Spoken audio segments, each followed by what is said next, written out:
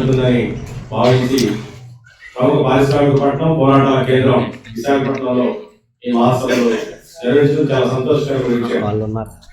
ముందు ఈ బృహత్తరమైనటువంటి కర్తవ్యాన్ని భుజస్కంధాల మీద వేసుకొని మోయడానికి సిద్ధపడినటువంటి ఆంధ్రప్రదేశ్ కమిటీకి, విశాఖపట్నం జిల్లా కమిటీకి, ముఖ్యంగా ఆంధ్రప్రదేశ్ పోరాడుతున్నటువంటి కార్మిక వర్గానికి, అనేక శ్రామిక ప్రజానికానికి కూడా సిఐటి అఖిల భారత కమిటీ తరఫున ముందుగా అభినందనలు, ధన్యవాదాలు కూడా నేను తెలియజేస్తున్నాను.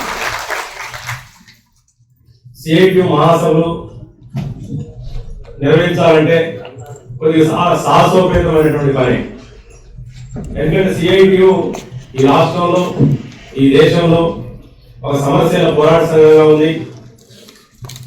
రేపు అఖిల భారత 18వ మహాసభలో 65 లక్షలు, సుమారు 65 లక్షల సభ్యత్వానికి ప్రాతినిధ్యం వహిస్తూ 4,900 సిఐటి అనుబంధ సంఘాలకి ప్రాతినిధ్యం వహిస్తూ సంఘటిత అసంఘటిత రంగాల నుంచి, కీలక రంగాల నుంచి, స్కీమ్ వర్కర్ల నుంచి, అంటే మన భారతదేశంలో ఎంత వైవిధ్యమైనటువంటి కార్మిక వర్గం ఉందో, శ్రామిక జనాభా ఉందో, ఆ వైవిధ్యమైనటువంటి యూనియన్ల నుంచి 1,300 మంది ప్రతినిధులు ఈ మహాసభలో పాల్గొనబోతున్నారు.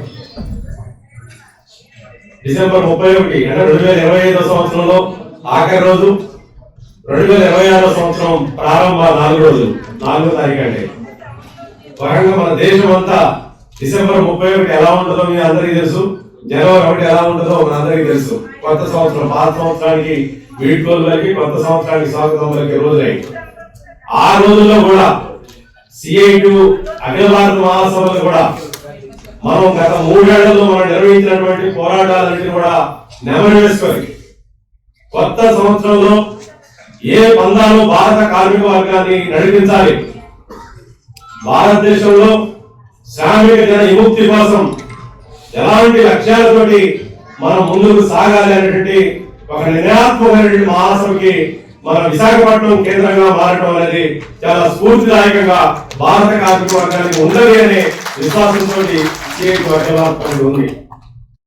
Welcome to our YouTube channel.